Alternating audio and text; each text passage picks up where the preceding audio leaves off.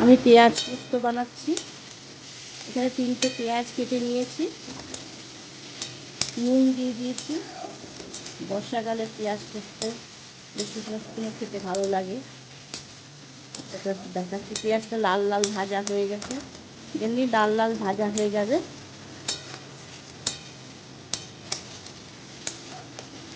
এখন পোস্ত ঢেলে দেবো, দেখাচ্ছি আপনাকে। এখানে 100 গ্রাম পোস্ত নিয়েছি।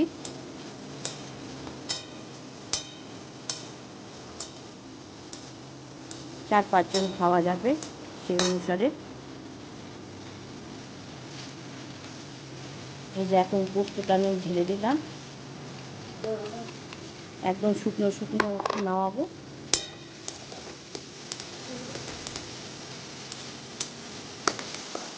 লঙ্কা দিয়েছি এর মধ্যে, এই ঝাল ঝাল ঝাল ঝাল হবে। শুকনো হয়ে গেলে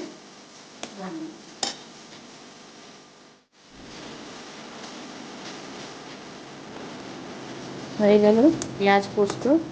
ভালো লাগলে লাইক করবে, শেয়ার করবেন, বানাবেন।